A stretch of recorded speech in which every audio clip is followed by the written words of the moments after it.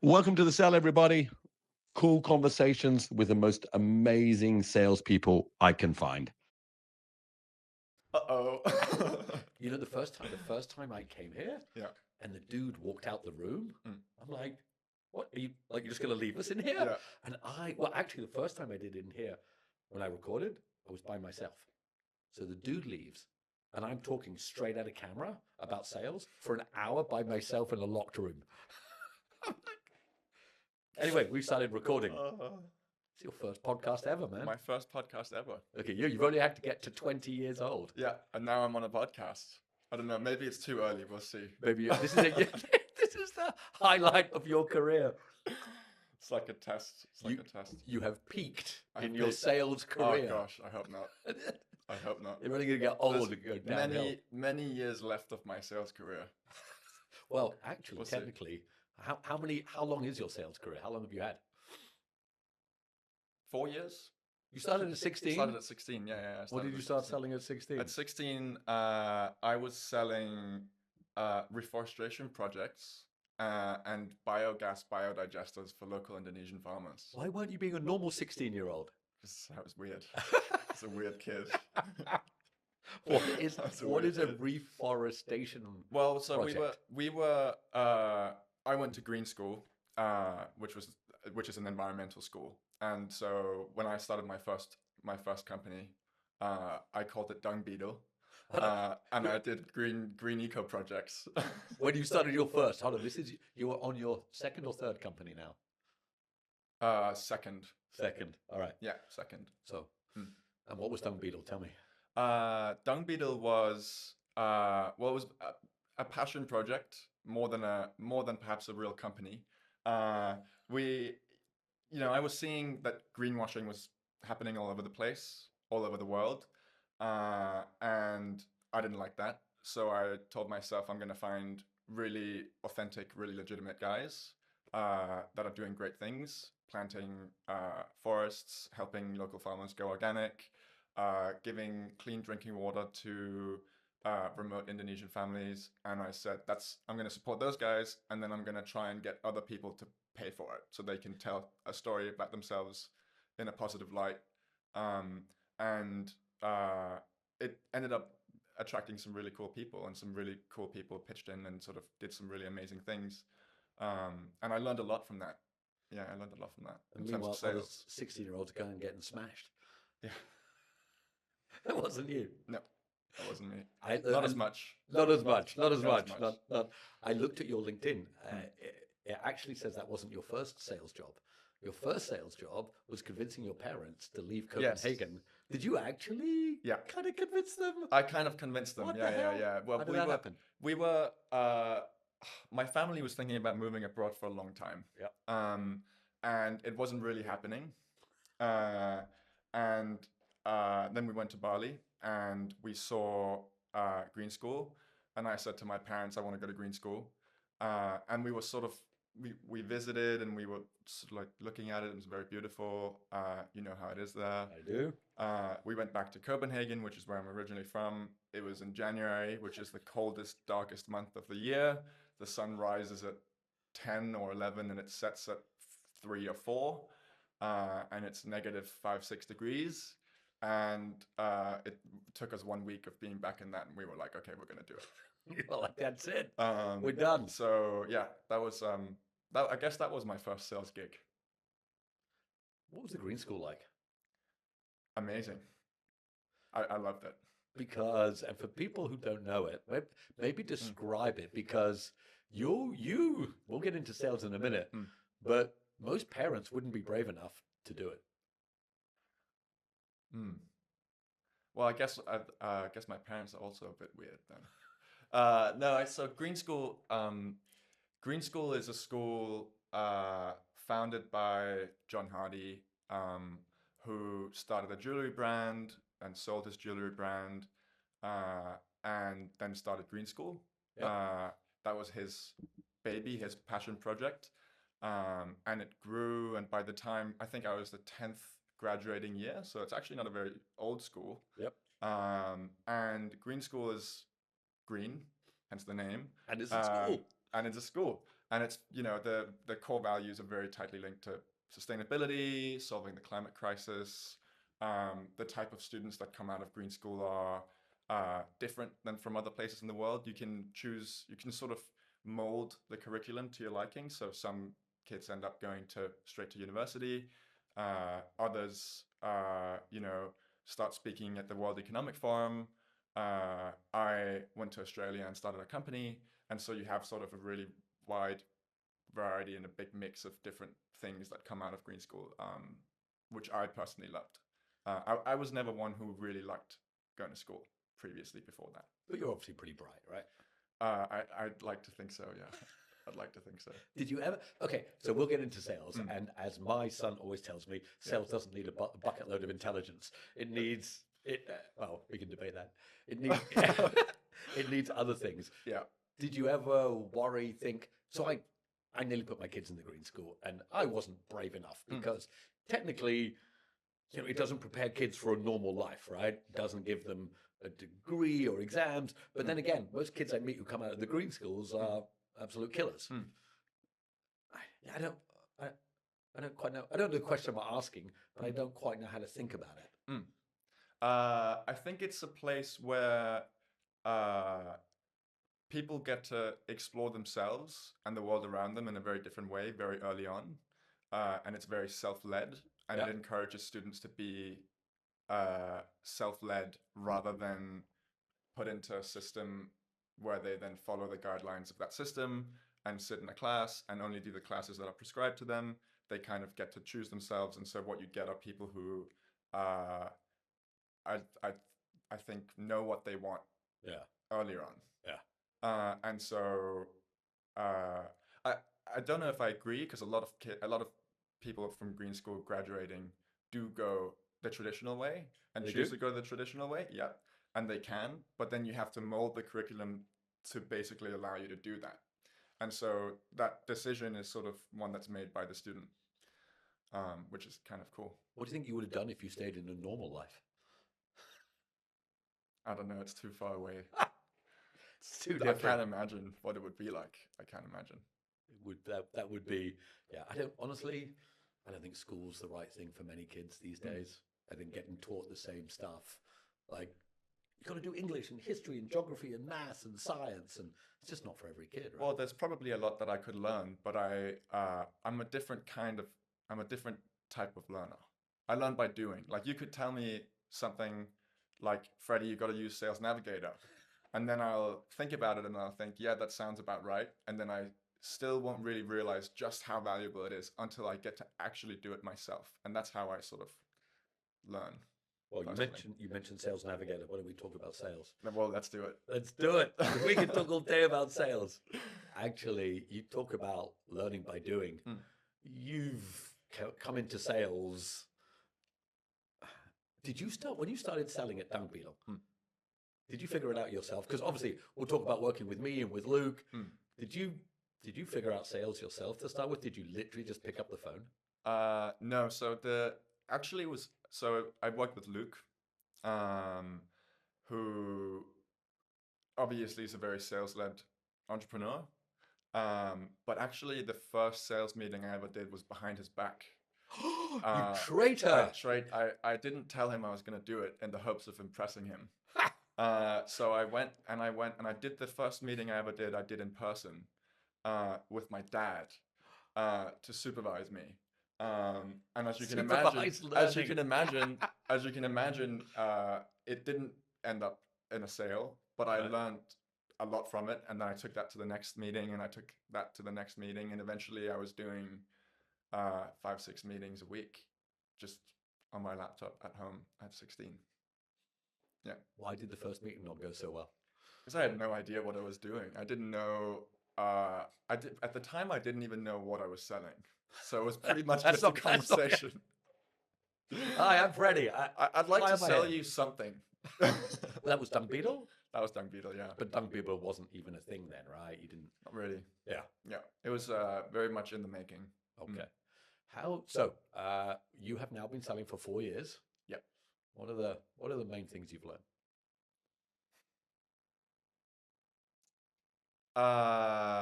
I think the main thing that I've come to realize, which has been a lesson that's taken a long time, is that all selling should be, ideally would be, relationship selling, where you don't focus on the sale, you don't focus on the features of the product that you're selling, you don't focus necessarily even on the outcomes of the product you're selling, but you're kind of just making sure that you have a really good relationship with the person. And the best customers that I've ever had, and the easiest sales I've ever had, have been with people whom we've really liked and gone along with, and who really like and get along with us. And that's kind of shifted my whole perspective on selling, because I think sales has a bad reputation. I've gone, like, a lot of people, if you tell someone you're a salesperson, it's kind of like there's a little bit of an ick reaction around it. It's like, you're the guy who calls me and tries to sell me insurance, and I don't want it. Yes. And it's not. It doesn't have to be that way at all. And the best salespeople aren't perceived like that at all. Often aren't really even perceived as salespeople necessarily. Isn't it wild? You know, remember that first sales meeting you went to? You thought selling was selling. Yes. Like, hey, I'm Freddie. I've got this product. You have to buy it. Yeah. And then after a while, you're like, that sucks. Yeah. No one wants to hear that. No one wants to hear that. No. I say to people sometimes, you know, salespeople have this bad reputation. If there was a salesperson outside the door, would you go and talk to them? And almost everyone says, no. Yeah. I'm like, but that's me. Now I'm sad. But you're right. Once you start to figure it out, it's so much easier. Like to be able to build the relationship with it. So as you started selling, when did you learn? When did you start to figure it out? How long did it take? The relationship selling. Yeah. I started to figure that out about 2 years in. Okay. Took me a couple of years. 2 years of being crap? Yeah. Yeah. It took me about 2 years. And it was when the people that I'd managed to sell to without doing good relationship selling started becoming my friends. Then I realized that I could probably just become friends with them first and then sell to them. Are these friends that you're pitching online as well? Yeah. Look at that. Well, most of them I'd meet in person. In Australia, when you went? Or this is Dung Beetle? Yeah. In Australia, yeah. Yeah. Isn't it wild? Isn't it wild that sales still has this shitty reputation? So weird, right? I don't know. I understand it. I understand it. I mean, I get phone calls all the time. You do? Sales phone calls. Okay. And I get spammed with sales emails all the time. And when they aren't good, or people haven't done their research, or they're trying to sell you something that they kind of know you don't need or want, then it becomes very negative experience. It's kind of being like someone trying to force you to do something you don't want to do. What are you getting sold? Sales software. Primarily, people try to pitch me sales tools, lists of leads. You know, when you say stop emailing me and then they email you again, that sucks. Yeah, things like that. Isn't it? And you're right. I mean, it's weird. I don't get as much of it. Maybe because I'm old and people are scared and they're like, oh my God, I can't sell to that dude. Because honestly, I don't get a lot. But isn't it wild? You know when you get one and it's really good? Yes, I love those. I read all the sales emails I get. I read all of them. Once in a while, I'll go through my spam filter and there'll be 100 emails in there. Exactly. And I'll find the sales emails and I'll read them.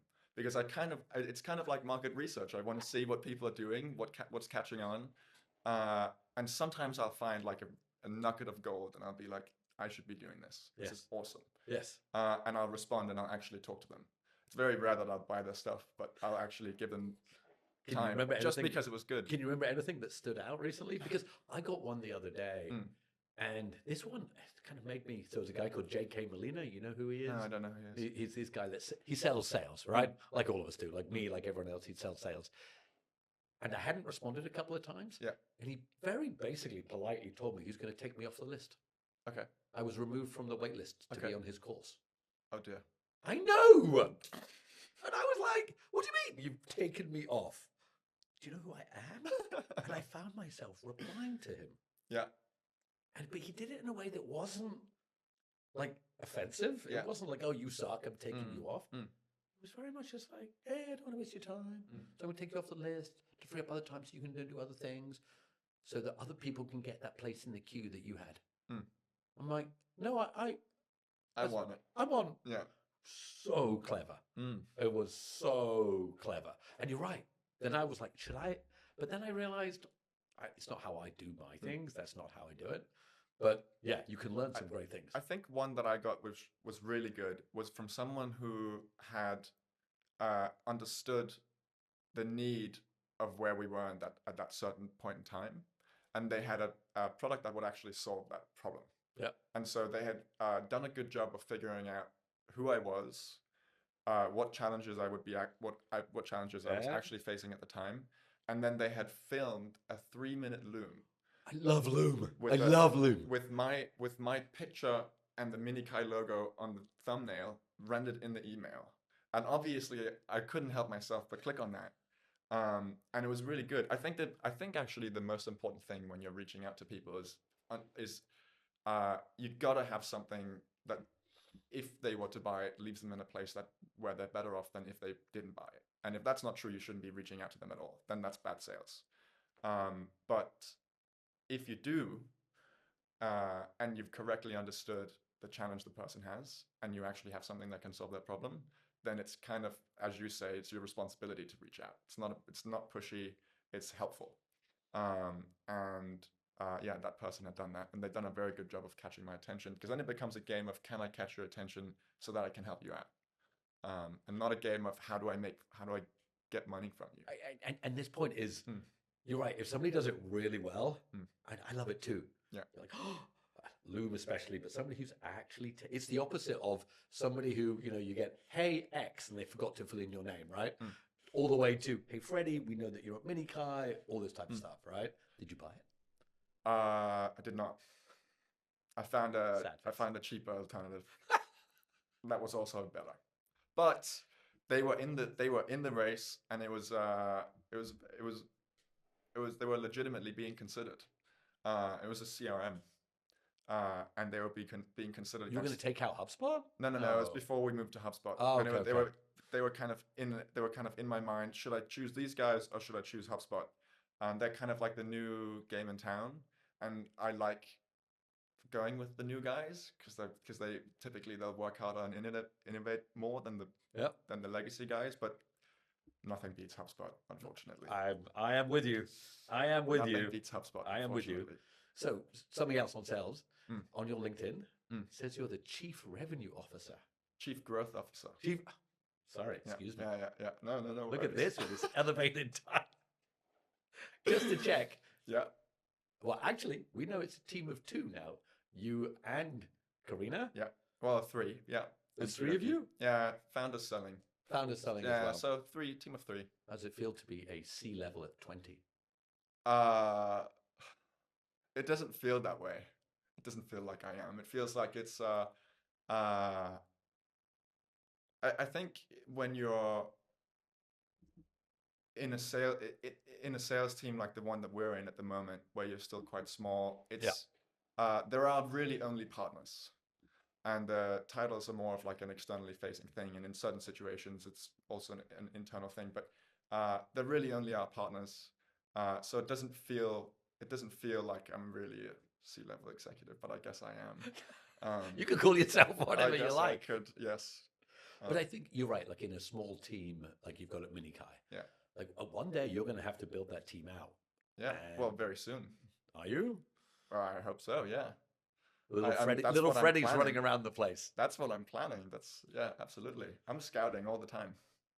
It's when you started selling at Minikai, it was just you selling or founder as well? It was Kyoki and I. Kyoki. Yeah. Did you find that not being the founder made it harder?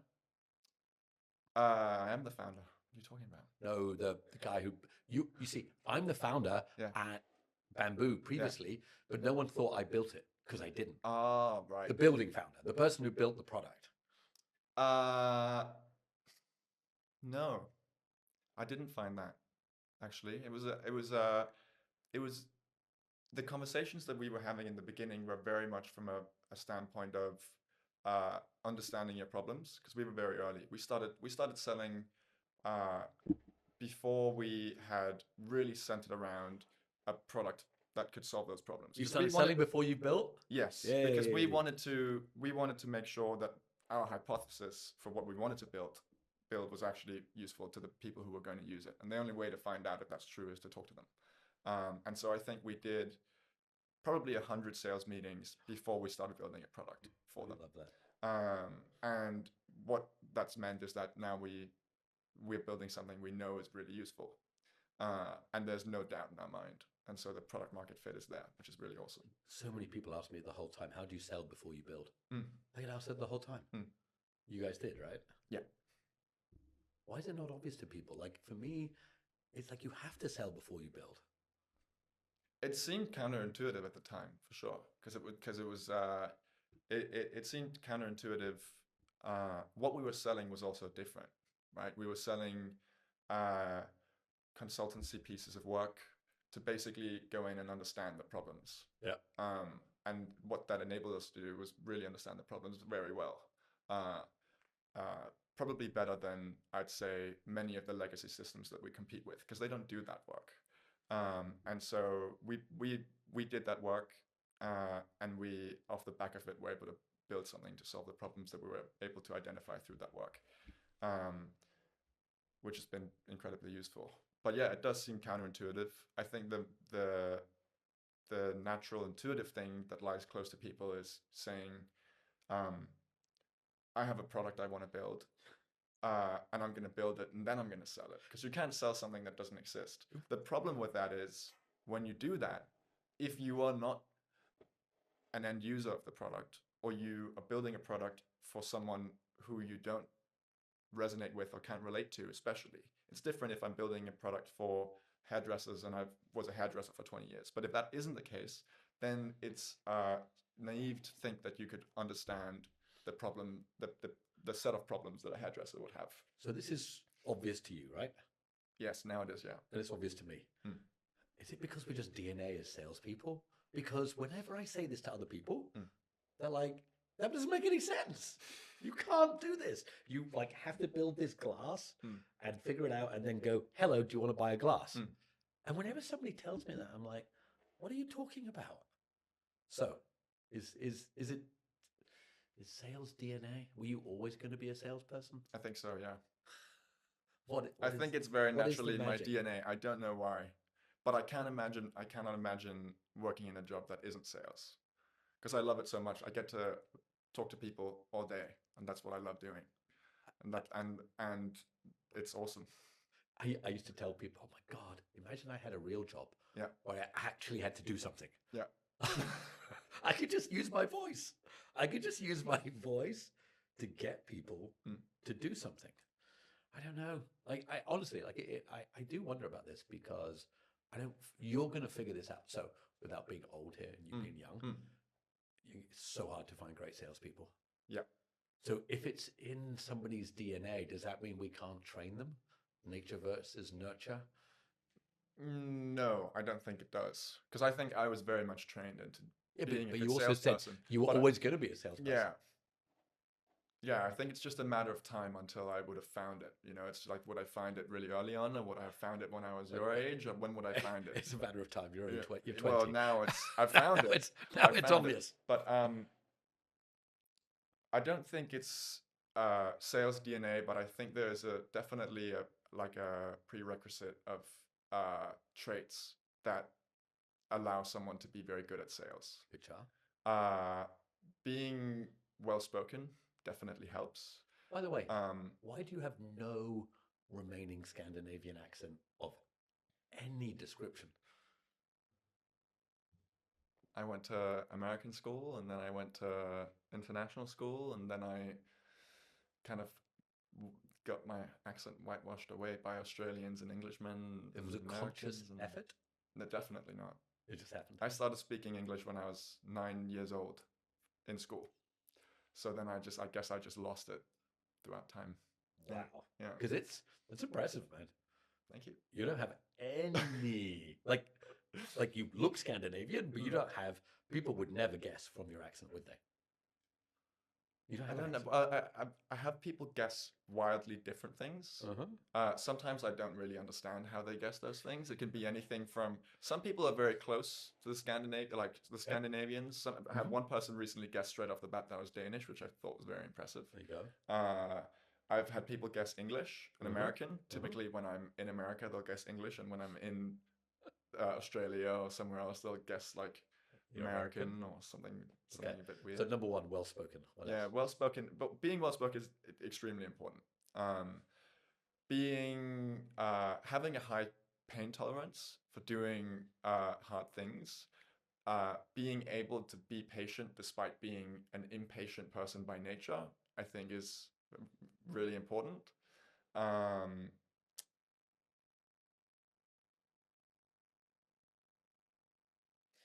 Uh, Having a high level of empathy obviously is a good one. But I think those are the main things. What do you mean by pain? Uh, I think I know, mm, but when most people, so you said pain, Yeah. patience, and empathy. Yeah. Honestly, most people think you just have to be able to talk shit to be a salesperson. no, Which, but honestly, Yeah. that salesperson in the suit that gives you the ick, talk shit. Yeah. So, But I guarantee you they have a high pain tolerance if they've been doing it for a long time and they've been doing it successfully. Some people are very, very good at that stuff and they do it very successfully and they have an extremely high pain tolerance that's true, man. because they're told a thousand times a week to, in a not very polite manner, to stop calling people. And that's painful. It's a painful thing. Why is it painful? I mean, I tell people, I love this topic. I tell people the skill of sales is to understand when someone tells you no, Yeah. they're not saying, no, Freddie, I don't like you. Yes. They're not saying, no, Freddie, you suck. They're just saying, your product at this time is not right. I think it's painful. Because it's rejection, and rejection in human nature, regardless of how you take it, is rejection doesn't feel good. And you have to do that a lot. But also the nature of the work that you have to do can be quite painful in order to get to a place where you can actually start having conversations with people you want to talk to. It's doing kind of quite boring tasks over and over and over again until you get some sort of output from it, and there's no way to measure when you're finished, and there's no point at which you can stop and celebrate. And so that kind of just like slow process that you have to be patient with, despite being an impatient person by nature, is like can be quite a painful experience. Where would you say your pain tolerance is? Mine, I don't give a shit anymore. I can get told no 10,000 times a day because I just don't care no more. Where's your tolerance at? I don't know. I haven't reached it yet. I haven't ever gotten to a point where I'm like, this is just enough. Okay. I can't do anymore now. There's been certain points where I've been like, I've had a day and it's just, I've reached the limit for that day and I've just had to go do something else and go to the gym or just focus on something else, read a book. In one of the power hours we did, it was Yeah. like 52 minutes in, Yeah. and you were like, I'm done. Yeah. That was the closest you've got. You were like, I'm done. Yeah. I don't want to do any more outreach. Yeah. Okay. Pain. I do agree. Like, honestly, I do think the ability, you've got to be well spoken. I think there's something else I'm going to add on the end of this. So well spoken, handle pain. Why do you need to be patient? I don't know if I'm trying to think if I'm patient or not. I have no idea.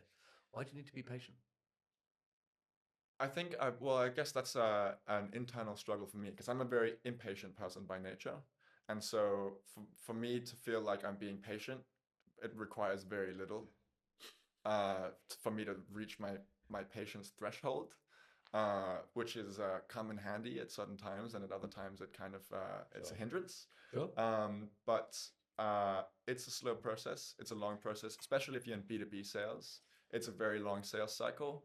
And sometimes you just want to get it across the line, and it's very difficult to sit there and be patient, which you have to do. And it's just, that's like a thing you got to learn. This is this idea. People are like, oh my God, clients suck. They take forever. I think it's right. It's a combination of patience, but it's also the reality is that clients don't suck. They're just doing their own shit. They're just doing their own stuff. People are busy. People are handling their priorities in the way they have to be handled, and that's just the way it is. The answer to patience in B2B sales is have 10 deals, have 20 deals on the go. Then you don't have to care. Yes. Like I meet startups all the time. Seriously, I was talking to someone the other day. He's like, I've been working on this one deal for a year. I'm like, cool. And the others? He's like, no, just this one deal. I'm like, oh my God. I was like, what happens if that goes away? He's like, that would be a problem. that would be my one deal. That would be the answer to patience is have a lot of deals. Just have a lot. Yeah. Empathy. I mean, I think it's pretty obvious, right? Like you've got to understand the client, you've got to be kind, you've got to be nice, you've got to be a decent human. I hate it when I watch these films, The Wolf of Wall Street, and he's clearly a complete dick. It's misunderstood. You're not actually solving any problem. If you are selling something, like I said, if you're selling something to a person and you're not actually solving the problem that they have, then that's why sales has a bad reputation. It does. That's why. One of the big sales creators posted the other day about a sales interview. He interviewed somebody who was an amazing salesperson and rammed himself down his throat. And he went, great sales guy, not hiring him. Because he just turned up and was like, it's too much. Over the top. All right, I'm going to add humor. I think you got to be funny. Yeah. That helps for sure. That helps for sure. Yeah. I see salespeople start calls and they're like, hello, hi, my name is Ned. Let me tell you about, I'm like, dude, you haven't even made them laugh once. You haven't even started. Have I told you this? I want to do stand-up sales comedy. You have not told me that. I think that's a great idea. Are you going to do it? Are you going to do it while you're doing your 25-hour power hour? I think you should join me. Okay. Live on camera, the Ned and Fred show. Oh, we're going to do stand-up. No, I won't make you. But I no, partly because, I mean, you know, I love sales. Yeah. That's why I like talking about why it's great. I think if you think about that, if you have a high pain threshold, if you're patient, if you have empathy and you're funny, people will want to buy from you. And then I thought, when I was thinking about, and I try to be funny, not that often, I was like, why don't I try to do a stand-up sales comedy show to see if people, you see, look, already. But who's the audience? Is the audience another salesperson, or is it? I don't know. I haven't found out yet. But do you think it's essential? So can somebody who's not funny be a salesperson? Yes. Like Luke, he's not funny. Yes. Yeah. No, you can be a good salesperson without being funny. I think so. I think it's one of those things that definitely help, because people remember when they go into a meeting and they meet you for the first time. And this is true for any aspect of just human to human like relationships and interaction. It's like you don't remember. They're probably not really going to remember what you said. Like I don't remember most of the things that people say to me in meetings. It's impossible. There's too many. But I do remember how I feel. And people leave the meeting feeling in a certain way. And how they feel depends a lot on whether you go in there and you feel great and you make them feel great, or if you go in there and you're reading off your pitch deck, because it just becomes boring. No one wants to work with something that's boring, you know, or someone who's boring. That is true. We haven't even asked what Mini Kai does. Like, what are you selling? Because you're selling, if I may say, this might be unkind, you're not selling the most exciting stuff on earth, are you? Well, that depends on who you are. Depends on who you are. Look at your answer. You're a real salesperson. Who you are. I find it incredibly exciting. Tell the audience what you find the people exciting. that we're working with find it incredibly exciting. Go for it. We are selling person-centered AI agents or digital colleagues for frontline carers in the care economy, mainly in disability support and aged care. So basically, a digital colleague that just is there to help you throughout your workday. A lot of our customers are facing an enormous amount of admin work, paperwork, and it's inundating. No one likes admin. No one likes admin. It's inundating, and it just makes it incredibly hard to sort of have a good time while you're working. But it also means that it's what we're selling in terms of outcomes is better quality outcomes in terms of care for the people they're caring for. It is less admin, less time doing admin, which is a better experience for the person doing the admin. and it's a better experience for the person receiving care. And then, of course, for the business itself, it is less time spent on admin, is less money spent on admin. And so it's kind of like the holy trinity of benefits. You feel better, you save money, and you make money. Look at this. And so for people who are close to the industry and understand the set of problems, that's incredibly exciting. It hasn't been possible until AI kind of entered the scene, because historically, when you've been adopting technology, you've been sacrificing one of two things. It's either been quality or it's been efficiency. You can't have both. And with AI, for the first time ever, you can have both. And so I think it's true that, for any business at the moment, the board and the executives are sort of looking at the business and going, how do we incorporate this new technology in a way that actually helps us out, rather than is just for the sake of doing AI, which is really exciting. Did you notice you didn't even really mention too much about the product? You just told that it saved money and saved time and took out the hassle. That's what every B2B does. Yeah. At the end of the day, like when I built Bamboo, wealth management's not really exciting. It's not exciting on the outside. It's not like we're driving. Not if you're not in it, yeah. Correct. To be able to do it. You also raised $2.5 million. Yes, we did. Did you sell that deal? Yes, I did. Look at you! 20 years old and raising $2.5 million. How was that? How was that experience? I've never even asked you about this, actually. Mega exciting. A lot of nerves. A lot of sweat. When people say sweat, tears, and blood going into stuff, you always sort of think, that's a bit cliche, but it really was. And it was a tough process, and it was a big process, and it was a long process. But incredibly exciting. And we managed to find people who wanted to work with us, who were awesome people, and who could help us on many fronts, not just with money, but actually really cared about what we're doing.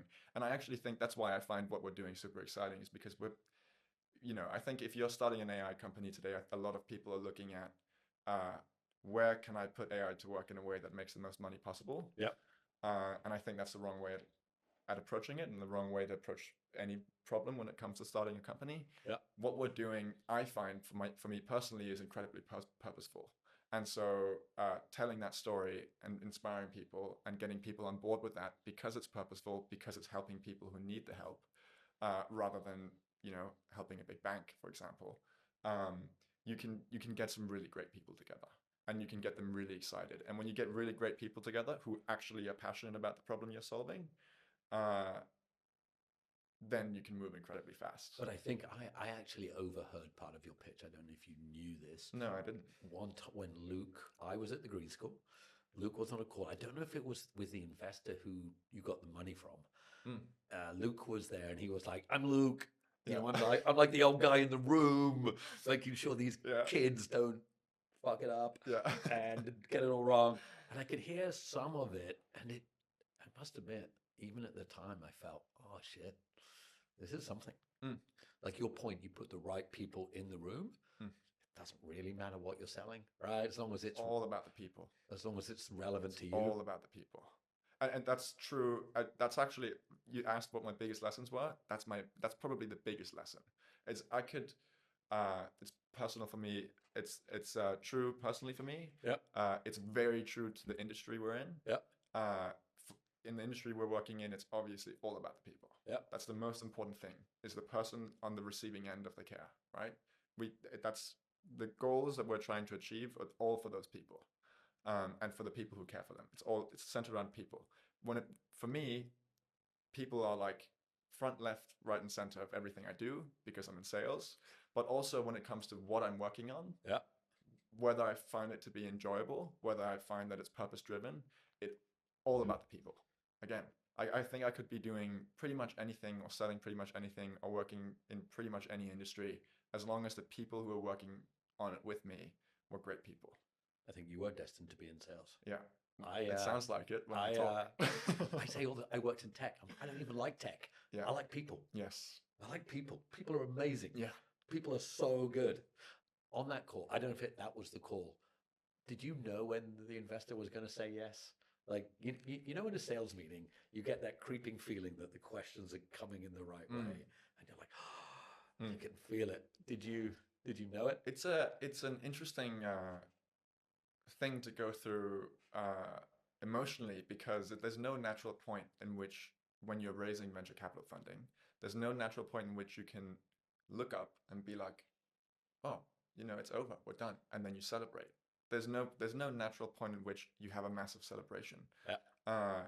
You go through the procurement, you run it like a sales process, you have lots of deals, you're talking to a lot of different people. Then you go into exclusivity, you go into term sheets, and then by the time you have found someone who's really great, who you want to work with, and everything's over, all the paperwork's over, then you got to deal with the lawyers. Once you've dealt with the lawyers, do you celebrate? No, because now it's time to get to work. And so it's a very interesting process to go through, and it taught me a lot. But I think the most important lesson that I sort of got out of it is you've got to celebrate the small wins. And even if you've got to celebrate multiple times throughout the journey, but it's small wins and it's small celebrations, you got to do it. You can't wait for the big celebration to come, because it might not come. You just got to do small. Even if you win the long game, there might not be time for a big celebration. B2B sales, raising money, all this stuff. It's all the same. It's the same. Like you can be doing 12 months, 18 months of a deal, and you're right. Like you get the money, which is awesome. Then it's back to work. I know. I used to find, as a sales guy, I like the chase. I like I'm going to get it. More than the actual getting. Yes. The getting's great. And I love my customers and I love all that. But the chase of it. But it feels great. It feels great for a couple of hours.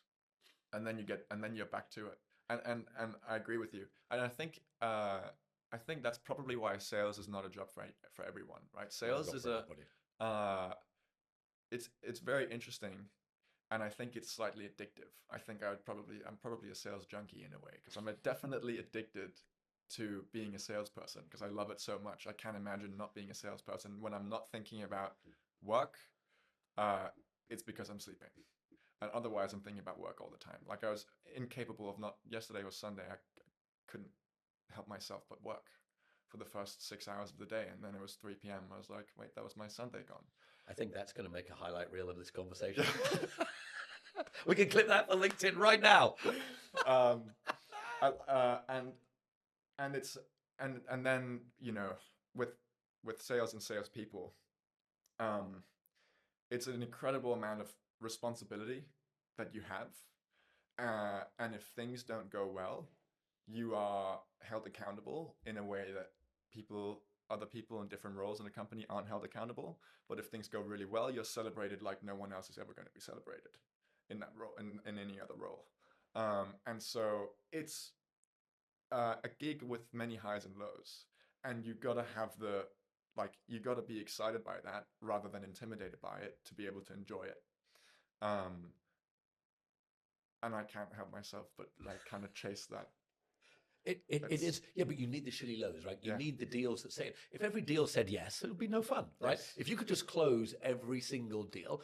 Funnily enough, I was thinking about this the other day. So you know my favorite job ever was? What was it? Working in a coffee shop. Okay. I was serving coffee. Yeah. You know why? Because I closed every deal. Right. Seriously. Of course, do I want to do that forever? No, but I remember somebody, hi, what would you like? A coffee? Great. That'll be $4, please. Or back then it was like $1 because it was, 1890. Yeah. And I was like, $1, please. But then I realized, and I really enjoyed it. I really enjoyed, because I love people and I like those micro interactions. Yeah. The ability, and I started to think about it. I was like, can I sell them a croissant as well? Because they only want a coffee. Can we now sell them a croissant? And I think upselling. Let's go. But I think you're right. There's this addiction. I'm like, I can get somebody to do something if they want it, right? And I agree with you. Look, I started selling life insurance being in my career. Not proud of some of that work. Yeah. That was not. We used to knock on people's door. I worked for a company called Allied Dunbar, and they were known as Allied Crowbar, because we will get your money from you. And the pitch was we would knock on someone's door. Sounds mildly toxic. It wasn't great. And we had a script and we would knock on people's door. Yeah. And this is literally knock on people's door. Yeah. I am Ned from Alibaba. Mm. I do sell life insurance, but I just have one question to ask you, and then I'll be gone. Is that okay? Yes. And yeah, Ask me the question. and they think I'm going to ask them, do you have life insurance or whatever? Do you love your family? It was such a bad question because they're like, yeah, okay, great. So you have life insurance. Because if you love them, if something happened to you, you want to make sure they had life insurance, right? So do you have life insurance? No. Well, hey, that maybe I could help you, because then you could show your love to your family, which is a good thing for you, right? I guess so. Yeah. But you see, it's so manipulative, right?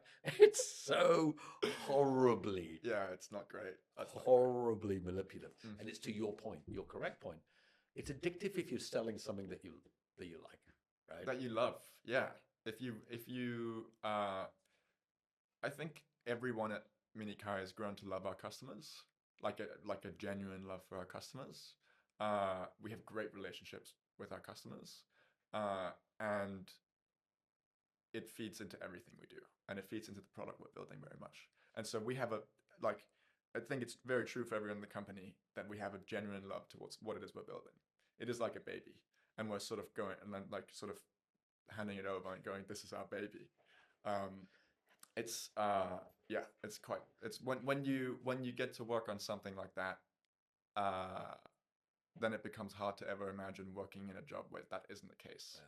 It's really difficult. I don't to think imagine. you're destined to work in some corporate career. No, I think I'd find it very difficult. I think you would find it partly also now because you have enough experience at sales now to understand how to do it, and then you turn up at a corporate and they put you down a different path, and you'd be like, no, that's the path. Yeah, I would find it very difficult to work on something that isn't purpose driven as well, or that I didn't find was fulfilling in that sense, where I wasn't helping someone where I really cared about their problems. I would find that very difficult. I think you would, because you started the right way. Yeah. For many salespeople, they had no choice. Yeah. You sell whatever you're given, and you sell it because you got to make a living. And for a lot of them, it's when I started selling life insurance, it was commission only. Yeah. So then you just have to sell a lot. You just there's no choice. You have to. Choice. Yeah. You have to sell a lot. Yeah. All right. Let's talk about power hours. Okay. Do you want to describe them, or shall I describe them? So a power hour is a concept that you introduced me to. Is an hour of power. Let's go. Hold on. I thought you were articulate. It's hard to well spoken, describe. Freddie. It's hard to describe. It's not a very articulate thing. We sit down for an hour and we do as much outreach as we can. Very simply, and it's a race. And outreach traditionally, when I do it by myself, can be. That's what I mean when I say that sales work can be monotonous. And you also said it could be painful. You have to be patient. You have to Doing be patient. outreach by yourself is painful. It's painful, but doing it in a power hour is very entertaining because it becomes a race. And true to most salespeople, is that being competitive is in their nature.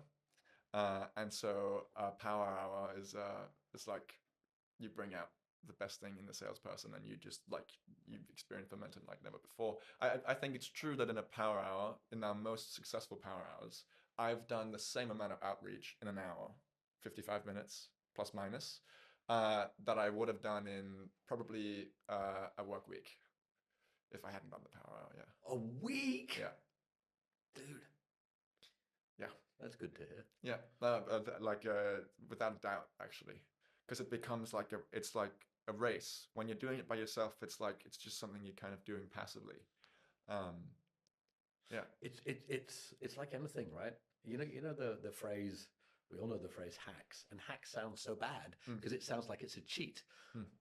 But literally a power hour is a hack for sales. Yeah. It's so we'll talk about Karina and sales lead manager in a minute. I remember so the context of this, and I'll give you my, I think you know my description of it, but the Genesis, we're sitting in Genesis. Look at me. Yeah, I'm so articulate. Everybody was sitting in the podcast studio called Genesis, that's why. We were sitting around, so it's 1990 something, 6 guys sitting in a room, goofing off, meant to be selling, and we had phone books. Yeah.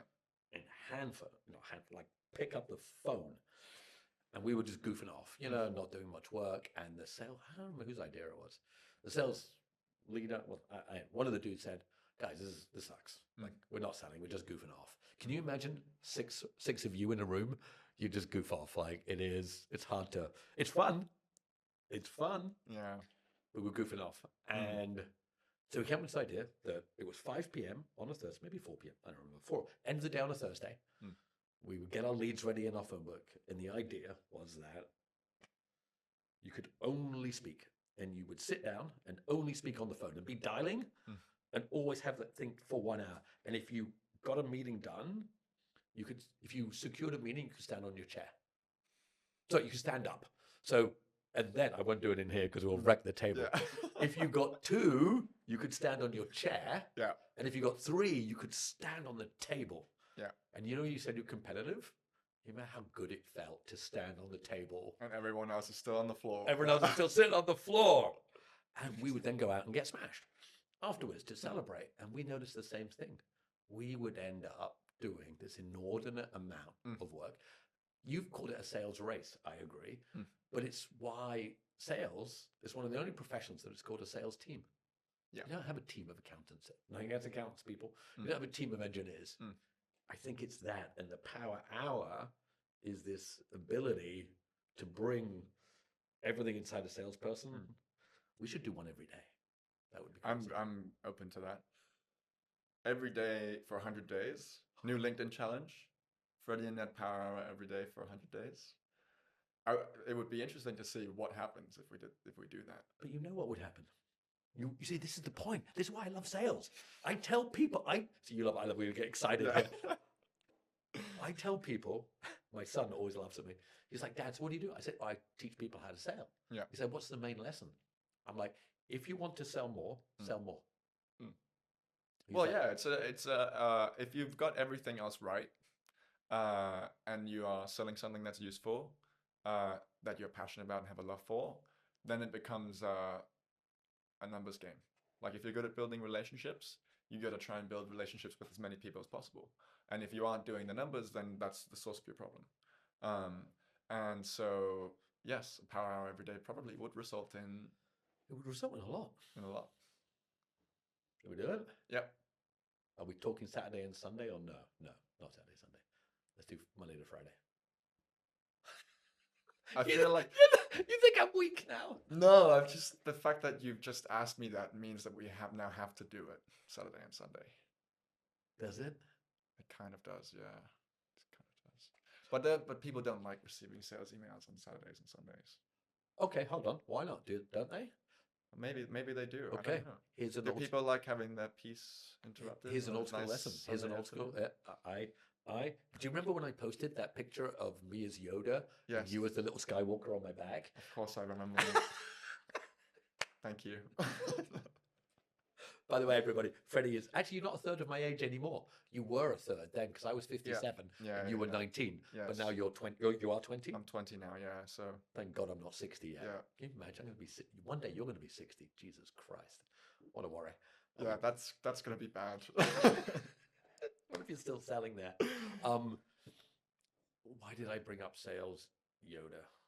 I was going to tell you something about it. Oh, back then I was doing 100 leads a day. I think I was. I remember. I was doing, and now, actually, it can help us talk a little bit more about something that we both love in sales, which is Karina. Yeah. When I you know what happened when I did 100 leads for 100 days. I mean, partly it was me. I had the leads ready to go. I wasn't tapping. It wasn't power hour. And Karina, who we'll talk about, was helping me automate that and send them out. So it was a little bit of, and I would do some meetings and everything else. What happened? I did get more sales, a lot of LinkedIn followers, which is a hack for sales as well. Yes. To be able to do it. Oh, I know I talked about sales, Yoda. Okay, I'm going to teach you something. Okay. Well, you said people don't like receiving emails outside. Yeah. When I started selling, we could only phone people. Okay. So I was phoning CEOs, and everybody listening to this, don't hate me, but this is generally as it was. Generally, a CEO would have a secretary who was a gatekeeper. So I would phone up, dring, dring, And then the secretary would say, hello. And I'd say, hi, I'm Ned. I'd like to speak to the CEO about something. And she would say, absolutely not. Goodbye. Yeah. And I couldn't get through Yeah. But you could after working hours. before 9 a.m., Yeah. between 1 p.m. and 2 p.m., or at lunchtime when the secretary wasn't there, and Yeah. after 6 p.m. Yeah. Why? Again, nothing against secretaries. Yeah. They generally go home at 6 p.m. Why? Because they get paid at 6 p.m. What does the boss do? Stays and works. What happens when the phone rings? Got to pick it up. Got to pick it up. Yeah. Who's on the end of the phone? So actually, should we do it on Saturday and Sunday? Oh, is our lives so sad that we're going to sell on Yeah. Saturday? Yours definitely is. I don't know about mine. Mine's pretty exciting. It's depressing. I will do it. I will do it. 100 days straight, 7 days a week. I'll do it. If you do it, I'll do it. Let's do it. Okay, cool. A deal, live, on air.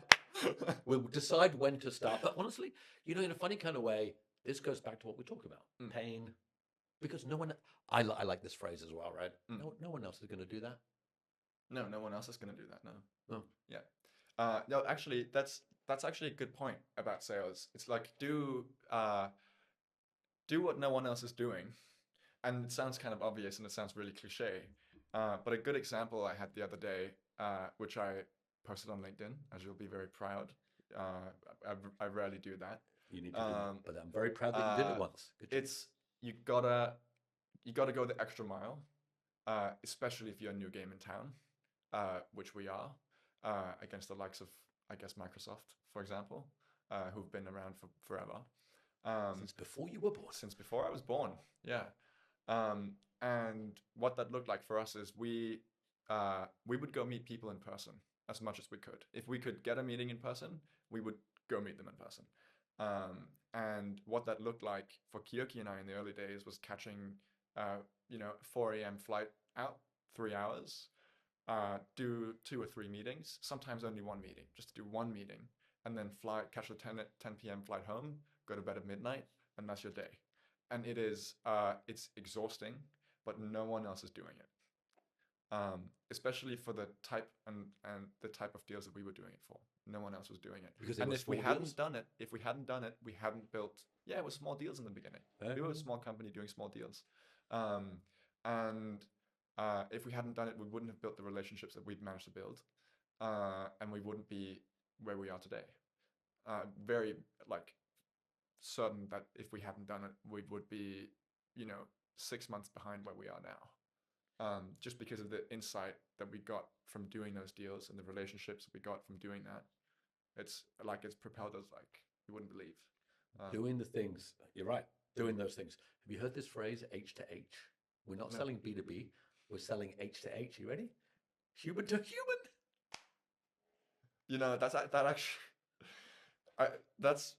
That's good. It's kind of scary because it implies that you can sell not human to human, which with AI is becoming true.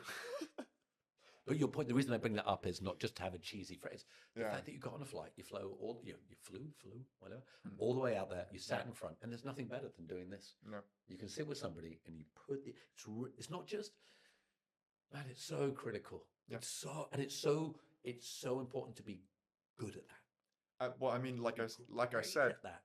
it's all about the people. It is all about the people, and you get to connect on a human level, beyond just speaking as two professionals when you're in person. You don't get to do that on a Zoom call. Not in the same way. Not in the same way. Now You can, but not in the same same way. 100% not in Yeah. the same way. This is my little bugbear. Oh my God. I see people, so I'm helping some companies and I watch their Zoom calls and I sometimes want to vomit on myself when I watch because the screen comes on. They're like, hello, I'm John from XYZ company. My product does Y. Dude, you haven't even met the person. You haven't even said hello or And asked then- them any questions. And about then what themselves. people say to me is, oh, but what do I ask them? Yeah. I'm like, dude, they're on Zoom. Yeah. You can literally say, oh, where are you? Mm. Oh, I'm in San Diego. Oh, what time is it there? Like it's You know what you should do, which we're doing? what? We're recording every single meeting with an AI tool called Fireflies, and it measures the amount of time each person is talking and the words per minute. And it would be a very easy way to sort of say, like, if you are speaking more than 30% of the time, then you're talking too much. And then you would, instead of just having a gut feel of how much you're talking, you can see very clearly. And we used to do this in the early days. We used to look at the fireflies afterwards, and we'd be like, oh yeah, we only spoke 20% of the time. We spoke 98% of the time, or something. We'd be like, I love it. God, It's wild, right? It's yeah, it's so hard to be self-aware. It's so very difficult. It's really hard. Yeah. How good are you now? Can you get it down to? I think 20-30% is a really good number to aim for. Can you get there? I think we're probably around the 30 to 40. Yeah. And I think it's we're explaining a very new solution, and that often involves showing people what it looks like, and that process you gotta talk people through it. But I think we're definitely below half. Whereas in the beginning we were like 75 to 90 Can you all the imagine how time. good you'll be if you're still doing this in 10 years? At that minikai pitch. Probably better. Hopefully better. I mean, you would hope so. I've surprised myself, I think, when I look back at some of the stuff that I was doing a couple of years ago, and I look at what I'm doing now. It's like a You should honestly magnitude of record it yeah. and look back a year ago. Yeah, You see, that would be what you're interesting. doing today, in a year, you'll think you suck, right? Maybe, yeah, probably. Probably, definitely. So I started after his death. I started not because he died, but I only found his words after you know what, Mamba mentality, Kobe Bryant. Yes. Yeah. Which is he watched every game, every NBA game he played in. So what happens is he sucked at basketball. In his first summer camp he went to a 6-week summer camp at basketball and didn't even hit one basket in 6 weeks. And the interviewer said, how did you miss for 6 weeks? He said, I was terrible. And then obviously he got good, blah, blah, blah, blah. And even all the way his NBA career, they take a video of the game. They have, it's on ESPN. Yeah. And what you meant to watch is when you touch the ball. It's called touches. So you meant to watch when you touch. Kobe watched the whole thing for every game. And he said no one else did. And he said, even when I was MVP, I thought I sucked. Yeah. Now that's next level good. Yeah. But honestly, I'm just thinking I don't do it enough. You should record your videos. Yeah. And I think the reason I don't listen to it is because it's a painful thing to listen to your own voice. It's really painful. It's very difficult, especially if you're sitting there and you're going, oh, why did I say that? Or oh, I should have done that differently. But it's the only way to do it. So you're right. I should do it. Not to blow smoke up your ass. You have a chance to be a really great salesperson, right? Yeah. You're good. But you have a chance because time, just purely because of time, right? You're selling to big boys and girls, right? Right now, you're selling to large companies. You're 20. You're in the room, and if you just carry on, you'll be really, really, really, really good. But you want to be Kobe great at it. I know it sucks. Like put in the work. Yeah. You got put in those works. Honestly. Yeah, you're right. You're right. It is worth it because the other thing is you're not selling something that you hate. No, I'm not. So we are seeing. I'm just thinking about this as we're just riffing here. This is right now. You're probably as good as you could be. You see, imagine you were selling life insurance like I was.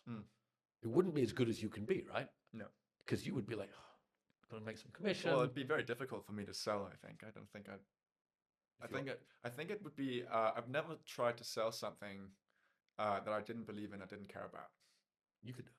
I could do it, but I wouldn't enjoy it. And therefore, it wouldn't be the best of you, right? Exactly. Look, I don't want to be too. We're both very lucky first world kids. Yes, we are. In that, we don't have to sell to eat. But literally, when I was in London, I was sleeping on my brother's couch. I'm sure I could have called my folks for some money, but I had enough. Actually, I did call my folks for the money sometimes. I think I then took it to the greyhound racing and put it on dog racing. So it wasn't my best work. But I had to. So which brings out the worst. But right now, actually, I'm going to say it's. You're going to wish you never came to this podcast.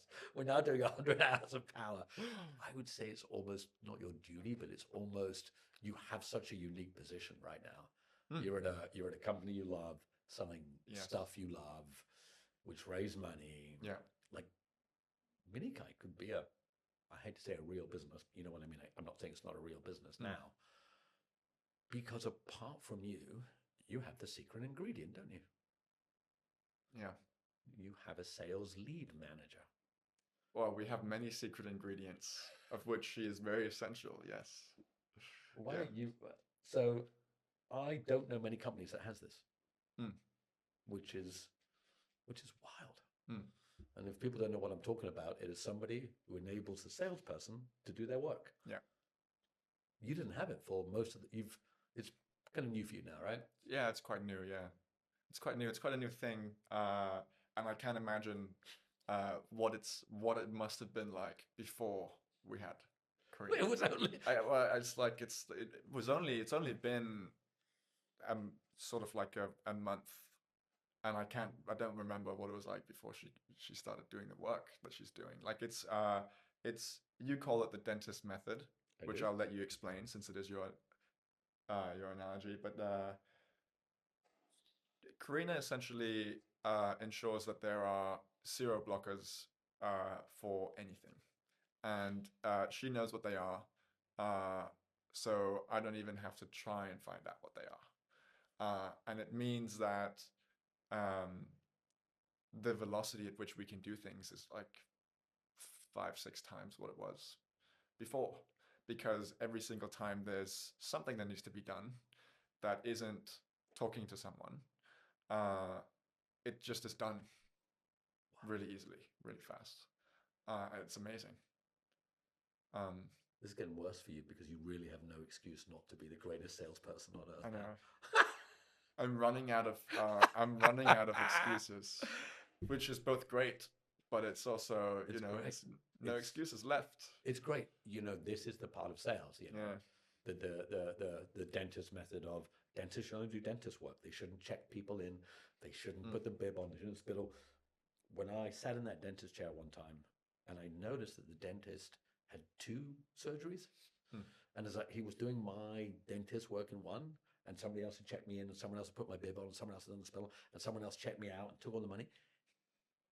The other person was getting prepared in the other room. Yeah. He went through the secret door and was immediately working on the next person. Yeah. And then the other person was coming back in this room that had now been cleaned, taken care of, and that B2B, when people tell me that B2B sucks and that clients are slow, I'm like, no, it's always on you.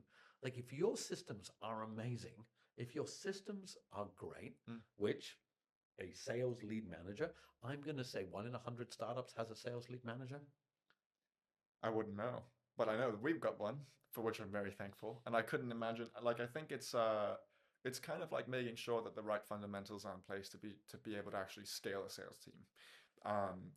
And scaling a sales team, to me, what that means is if you hire a salesperson who proves to be good, which you obviously think they are if you hire them, then you know that will add a certain amount of revenue and a certain amount of profit. And so then it becomes a matter of building out a high performance sales team, which you can think of, as you said, kind of like a sports team, but you can't have a sports team without a coach. And Karina is kind of like the assistant coach.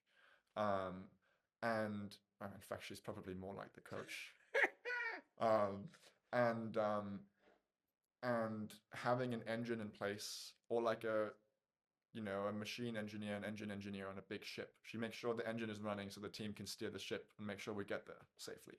And once the mechanics are right, then you can scale. If the mechanics are right and the product is right, Yeah, and you have a sales team that works, then you're onto something.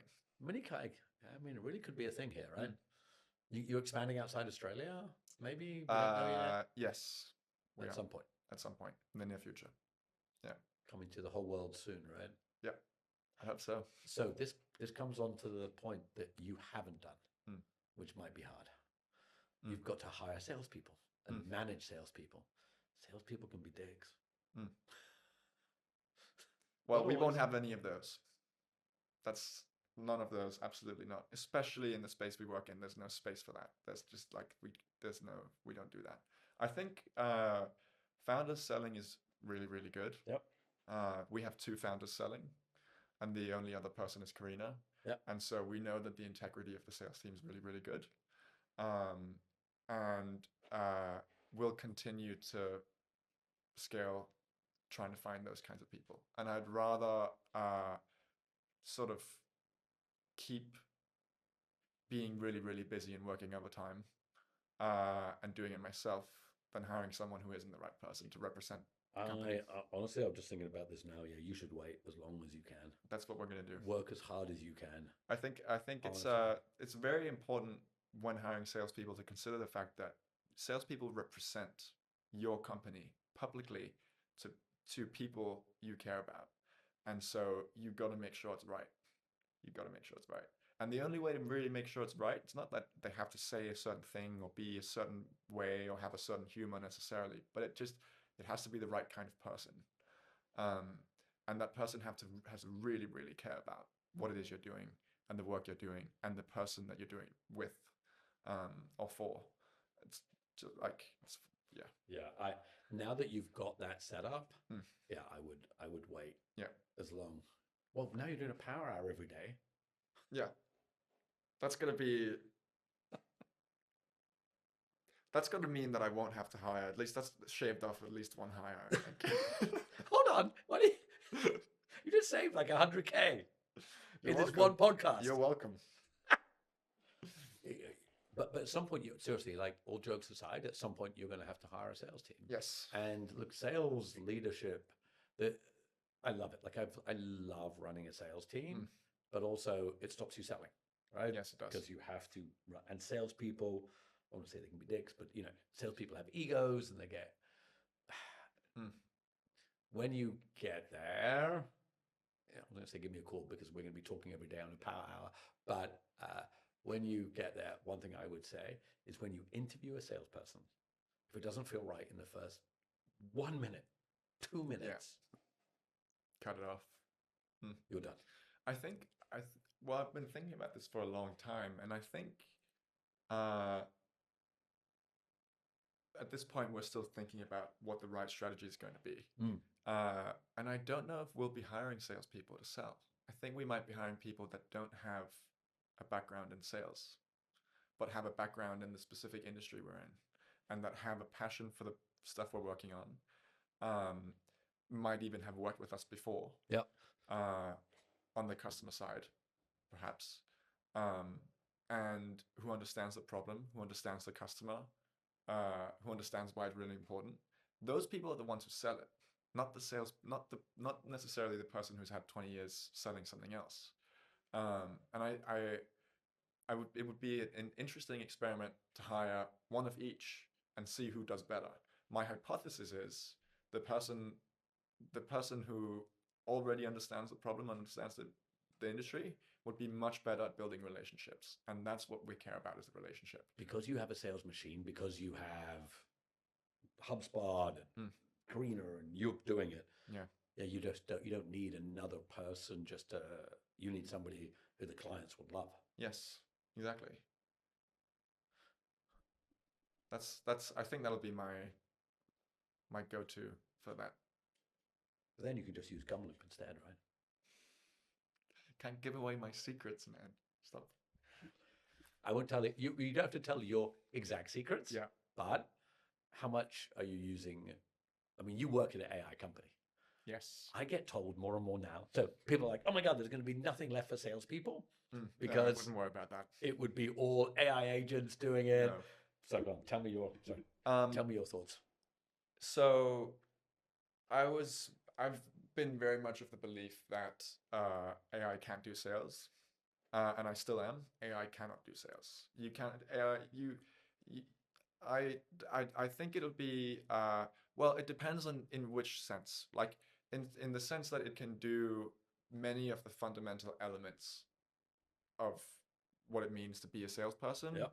Or in terms of tasks like lead gen, outreach, even a lot of automation workflows that you can set up in a CRM that you can have AI agents manage. It'll save a bunch of time. It will. But the relationship building is going to be very difficult. And I don't know if I believe necessarily, I may be proven wrong, that we'll ever have AI agents selling to AI agents. And I don't believe that people will enjoy being sold by AI agents. And so I think it'll be a matter of if that was to become a reality, it wouldn't mean that human salespeople would be less valuable because AI agents can do more than you can in a shorter amount of time. They never have to sleep. They never have to do anything. They never have to eat. They can do that 24 hours a day.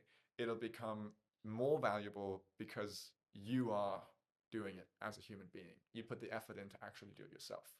And so, if anything, I think it'll increase the value of a human salesperson. But in terms of the work and the grunt work of what it means to run a sales team, there is a lot of stuff that you can do with AI agents now. Like, the lead gen element that we're doing now, I was previously doing manually, all by myself for the first year of the company. It's all I did. And I think I did like 5,000 contacts by myself manually. Yay! And now we can do 5,000 contacts automated with an AI agent in a week. And so I don't do that manually anymore. And so obviously that's a huge amount of time that I can spend on much more valuable things.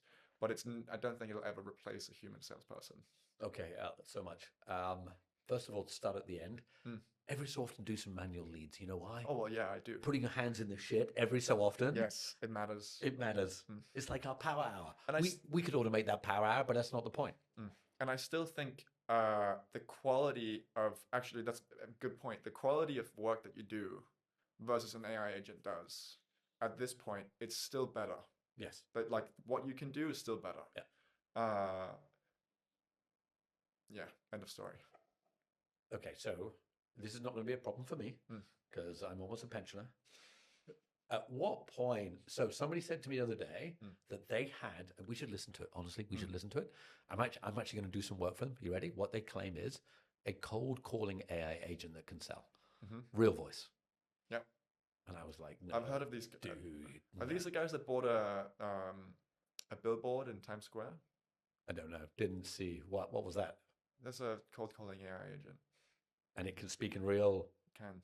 It was good. Yeah, and they also did customer service agents. It's very surprising. The whole ad was, was the phone number of an AI agent that you could call. Oh, you could literally just call it. Yeah, and it was very good. Okay, so that's okay. I'm surprised it's good. Customer service, you can do that, right?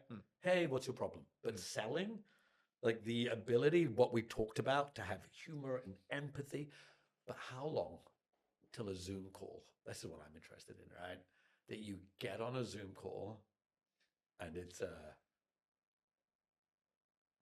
I don't know. I mean, I don't know. I think I don't like trying to fool people into believing that someone is a human if they're not a human. And I don't think these guys necessarily are doing that. And I don't think that should be the purpose of the mission. I think it'd be very, very, like if you're talking about video, that's not, you can't really fool people doing that now. Yeah, at some point you would be able to. Yeah. But I don't like that. And I think, probably would be regulated in some way at some point. That would make it difficult because it can go wrong in many ways if you start doing that. The sales guy goes crazy. It could go wrong in many different ways. Yeah, that would be gold. Yeah, but then so if somebody does the grunt work, then maybe you just don't need a whole sales team. Maybe you get someone else to do the leads. Well, you need and fewer. You do the relationships. You need fewer. You need people who are great at building relationships, and that's the people you need. And then you need someone who's really good at managing the process and the mechanics behind the scenes, like Karina. And then you automate as much as you can to the highest degree of quality that you can, using AI and other tools, and then you just get to work. Yeah. And I like also staying in the getting your hands dirty and actually doing manual stuff once in a while is super important because you got to remind yourself what it's like, and the quality of the work that you do when you do it is better. It is better. When I do manual lead gen and I then do outreach to those leads, oh my God, it's better. Even when we're just doing the power hour and we're just like copy and pasting, like you feel it because like every so often I change it just a little bit and we make it work. Whereas, yeah, you're right. Those emails we talked about at the beginning of this conversation where you're just getting like tons of random emails, which are just AI emails. Doesn't Not gonna work. sell anything. Doesn't work. We don't do that either. We don't use AI to automate that mainly because I don't believe that it's good enough to get across to I a know. human being in a way that actually feels real. Mm. But we do use it for lead gen. I was going to say, AI wouldn't have changed Robert's name to Bob like I did, would it? That's the fun of the Power Hour, right? Yeah. Bob, Yes. Bob didn't love it. But then Probably wouldn't make that error, but yeah.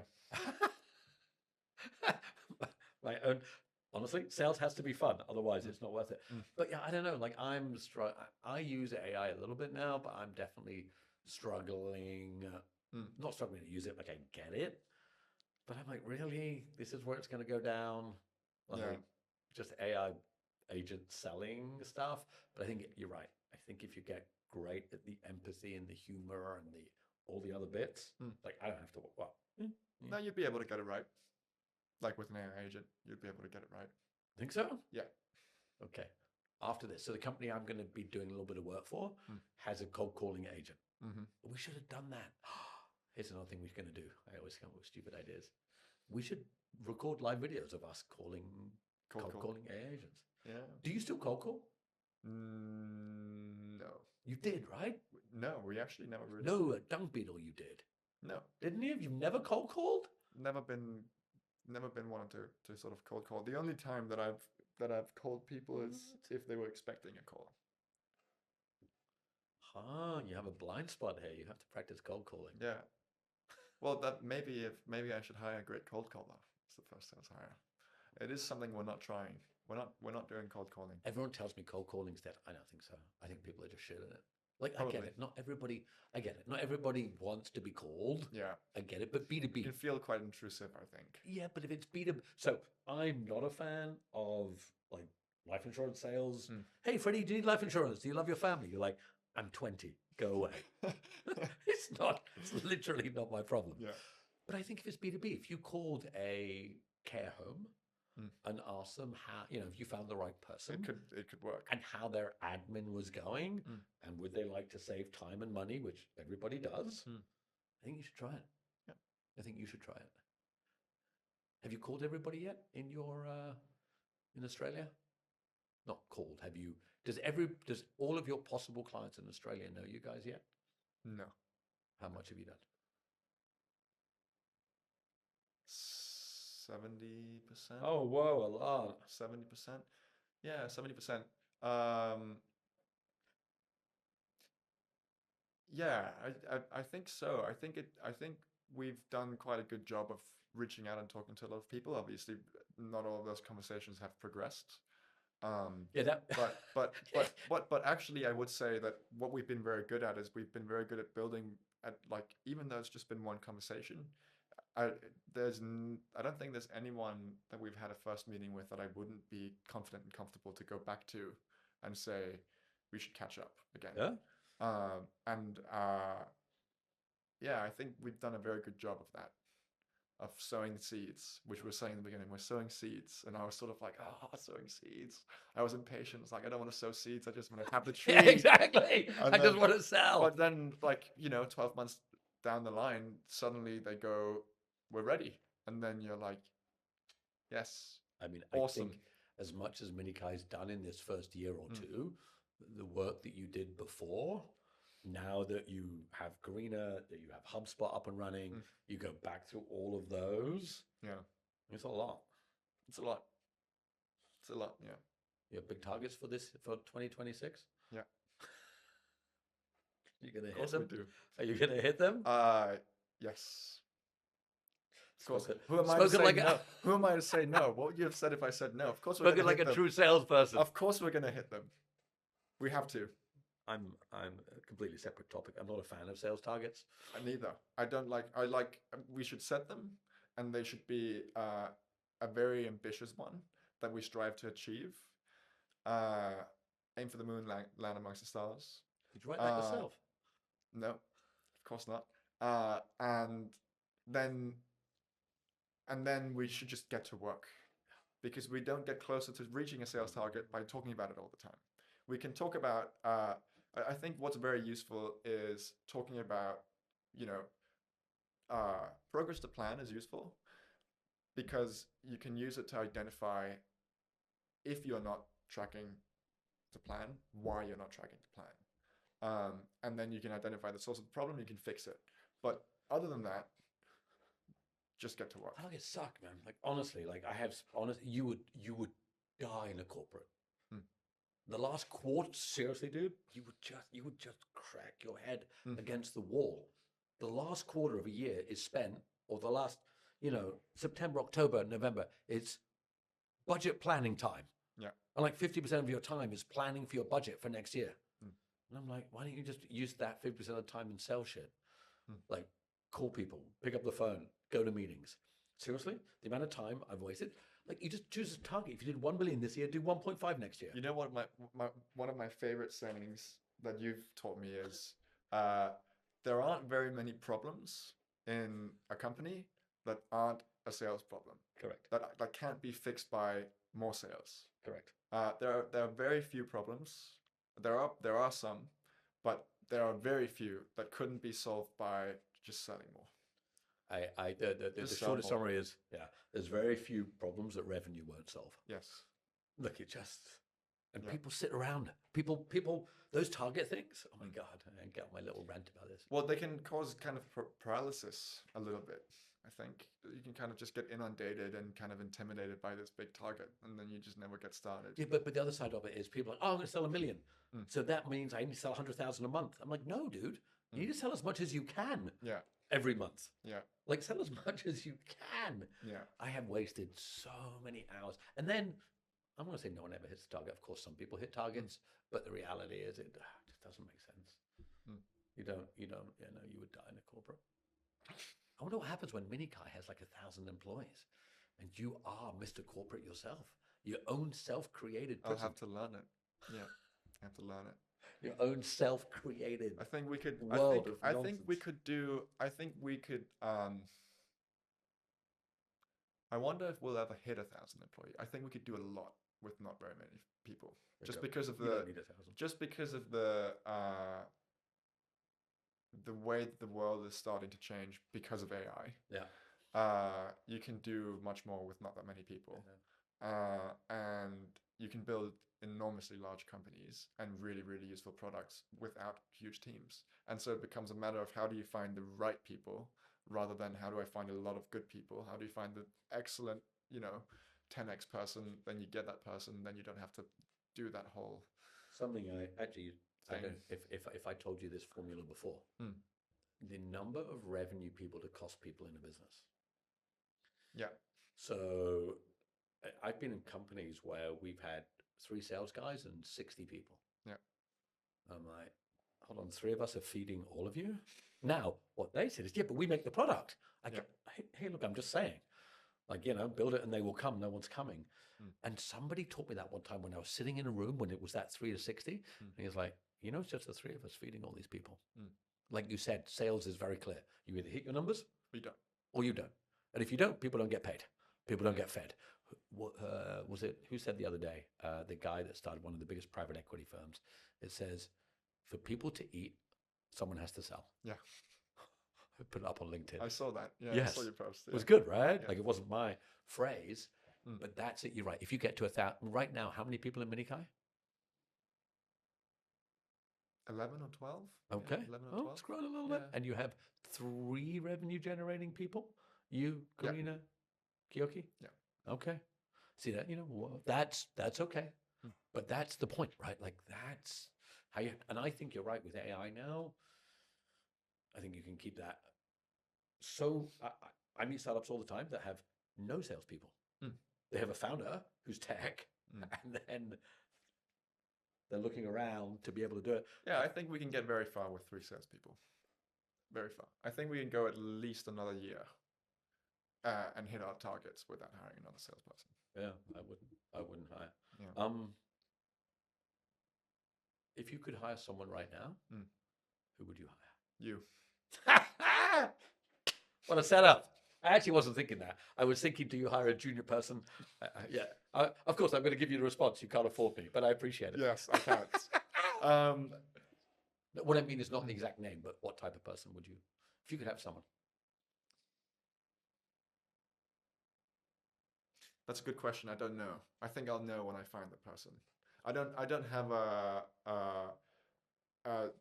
preset expectation or idea. I'm very open-minded, but I think when I come across that person, I'll know. And even though I'll we've know. just said don't hire someone, if you come across a great salesperson, then Then I would I'd try to lock them down if I hire could. them. Hire them. Yes. Yes. Yeah, absolutely. Yeah. Have you read Moneyball? Yes. You have. Yeah. Look at you. Fucking 20 years old and reading all these books. Remember the philosophy behind it? Yes. Do you remember what gets you on base? Oh, no, I don't remember. Okay. I don't remember the So specific. in baseball, what Yeah. gets you on base is not home runs. Hmm. And what I gets don't you know on the sport. what? I don't know the sport. Well, you know how baseball works, right? Well, not really.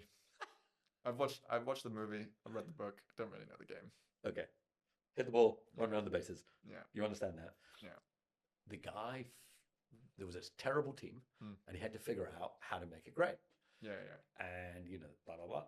And everyone thought that you had to either hire. So here's one thing. Honestly, that's very kind of you to say, hire me. You don't want to hire me. Why? Because I'll charge you a ridiculous amount of money. And you won't get a return on it, Yeah. right? You know the formula: 1 times your salary, 3 times your salary, I 5 do. times.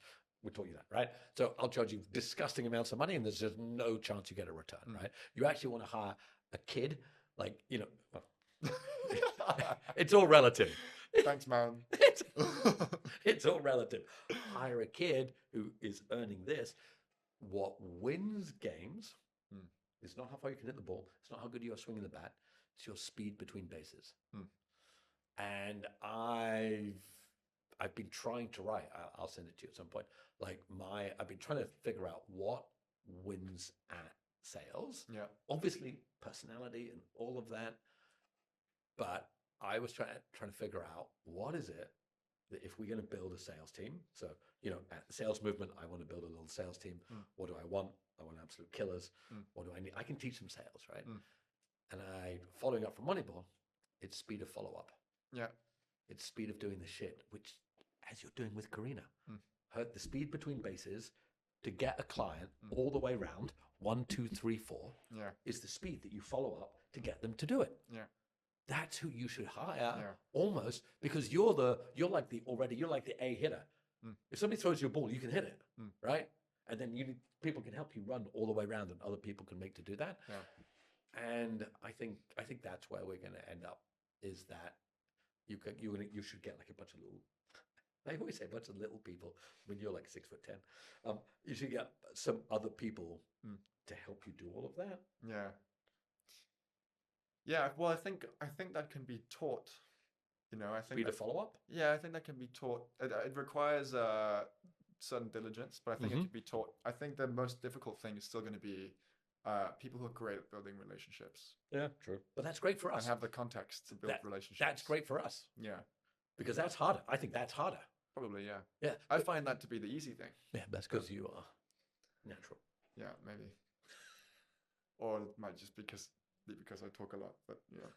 Hey, you have to be able to, what is it? Here's a quiz. Yeah. What's the most important skill in sales? Listening. Boom. Listen. You are learning. Yeah. See? I knew you wanted me to say that. There you go. I think it's true, though. I think it's true. It is true. But it's hard. Did Yeah. you see the thing I put out the other day? You don't read everything I put out. What is No, wrong of with course you? not. I don't have time to read everything you put out.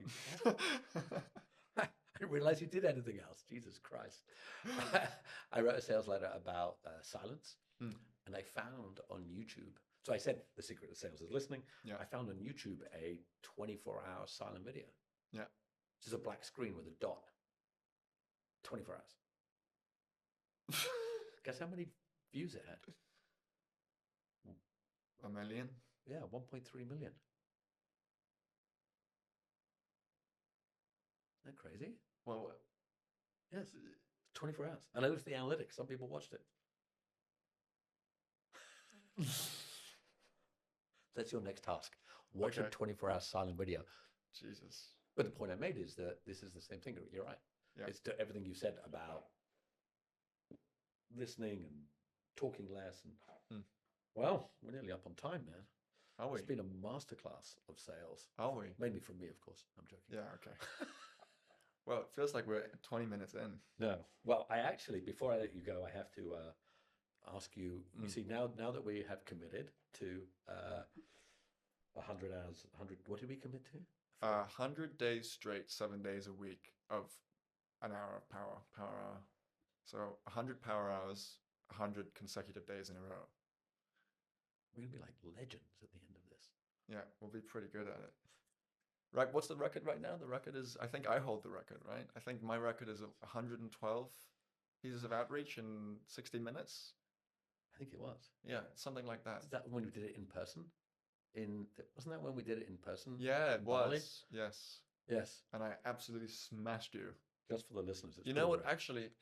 Actually, something we should do, which we haven't been doing, is we should keep track of who wins, and then we should see who wins out of the 100. That's So true. then actually we know who is better.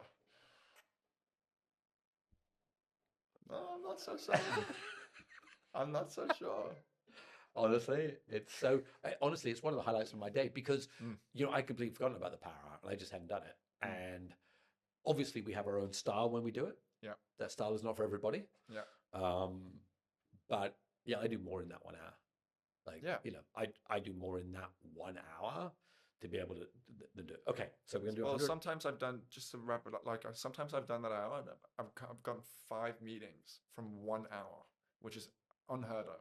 Getting 5 meetings in a day is kind of unheard of. It's crazy, right? Getting 5 meetings in a week is a good week, and I got it from 1 hour. So it's ridiculous. I have been thinking of making. I've talked about making this like a whole Yeah. business and Yeah, like yeah, a yeah, fitness I know. gym, I a know. sales fitness gym. The sales gym. Honestly, yeah. And look, I have talked about doing 25 hours. I will do it. It's just life, getting around and do it. Yeah. But if So here's what you should do on the 25th power hour out of the 100 power hours. You do 25 hours of power and that on the 25th of the 100 power hours. I get it. And we'll line it up so that the day is the 25th. Is the 25th one. Yeah. That would be good. We should also count how many outreaches we do. So at In the end, total. so we do on average what, 50 each time? Average? Yeah. 60? 50? 50. Let's call it 50. 40 to 60. So that's 100. Hmm. So 100 times 100 is, come on, 10,000. So we would do 10. Maths is one of my Come on. Maths is one of my rare, strong skill sets. Yeah. I'm good at maths. That's good. 10,000, and then we should see how many meetings we get, and then we should see how much money. It might be hard because a call today, that's going to be too hard. No, it's too difficult. Yeah. We'll see how many deals we. Anyway, power hours coming. We've committed to that. I'm going to get you to commit to something else on this. I hadn't thought about this, but I just get to do it now. Because Minikai is growing, Yeah. correct? Mm-hmm. And because people buy from people they like and trust, Yeah. and you're good at being likable and people trust you, Uh-huh. if they knew you before you got on the call, Oh, here we go. I know where this is going. yes, you do, sir. And I say it, Oh, this is going down the LinkedIn road.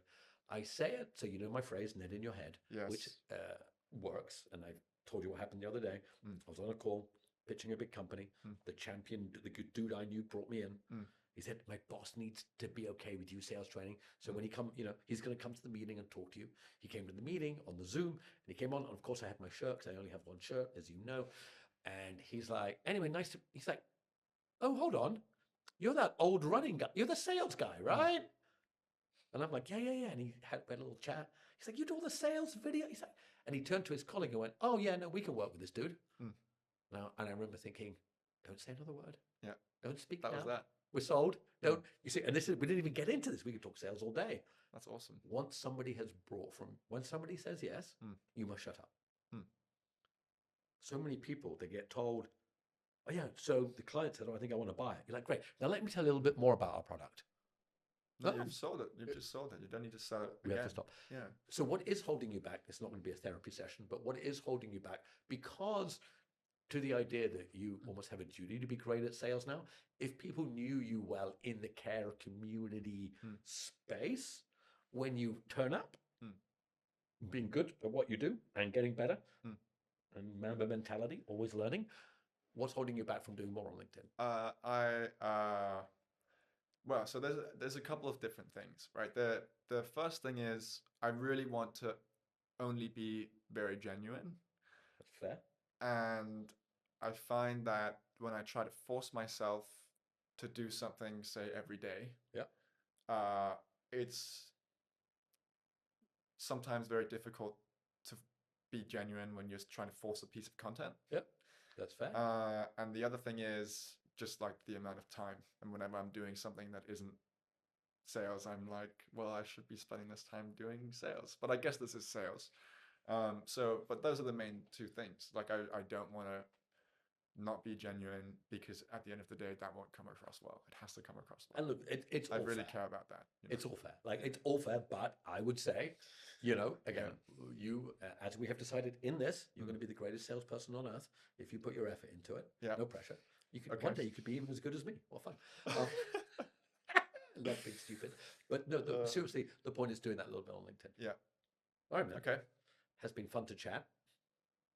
We are starting 100 paragraphs. Not today. Not tomorrow. No. We'll figure it out. We'll figure it out. We'll be in some different time zones and stuff, but it would be kind of neat if we could like line it up nicely so that the 100th day and the first day and the 50th day and the 25th day are like National International Sales Day or something. Neat. Jesus Christ! You like really It's line getting a little up. technical. No, it's easy. Might be a little technical for you. You figure it out. Okay, All right. I'll figure it out. I don't know how many of my podcasts you've ever watched. Hopefully none. A couple. A couple. Good, man. Hmm. You may or may not know at the end, I always ask two completely random questions, Okay. which are not random, not prepared for. One is a little deeper, and one Okay. is just something I make up on the spot. Okay, So, cool. if you could live forever, would you? Oh my God, that's a good question.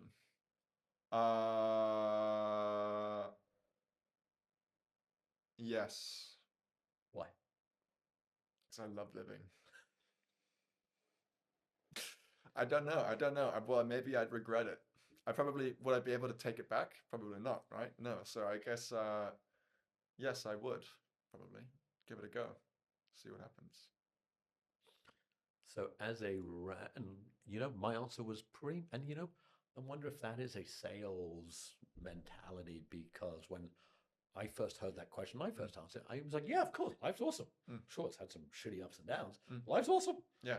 Like, I want to talk to people. Yeah. I want to do more. Yeah. As I've asked over 200 people now, right? Because I Mm. asked not just on the Sell. I had a previous podcast called Wealth Tech Unwrapped for Yeah. my previous startup. Old people say no. Yeah. Young people say yes. Yeah. I've noticed that pattern. I once asked my grandma this question, And she said no. and for she sure. said no. Of course. And I course. remember I was a little kid at the time. I remember being totally blown away by it, and I was Yeah. like, why not?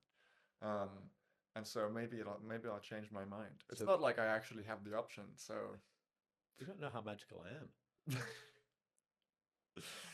Interestingly, the other thing is, I don't. So, sadly, predominantly on the podcast, there is more men in sales or whatever, for whatever sad reasons, yes. and in wealth tech. But of the 200 people, I would say a quarter of my guests have been women. Mm. So 150 men, 50 women. Mm. Not one woman has ever said yes. Mm. Ever, That's an interesting ever stat. to Okay. that question. They always say no. And so old people say no, young people say yes, women say no. Okay. And when I first asked myself that question, I said yes. Hmm. And now I say no. Okay. Why? Partly because I think as you get older, you realize, I suppose there's two things. Is that life needs purpose. Hmm. And it's the idea that you could just endlessly do something, like there's no reason to do it because I'm not going to what die. does your purpose become? I can just sit Yeah. and not do anything Mm. for it.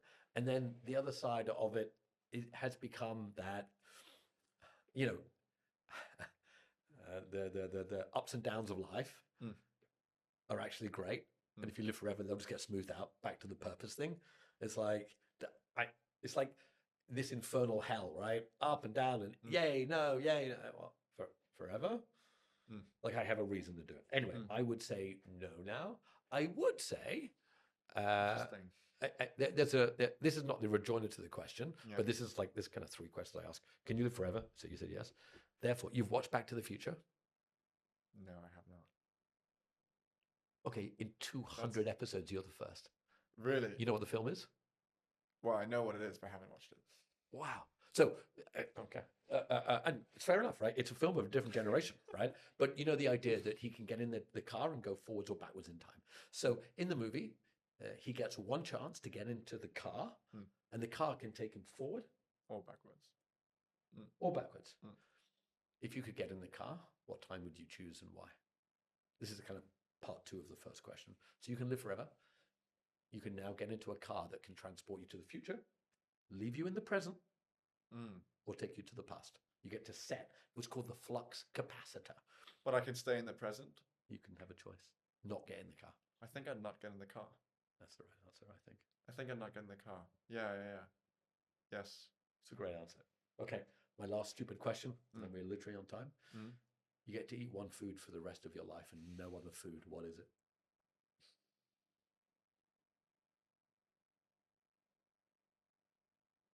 I'm trying to think of what I'd want to eat right now if I could eat anything.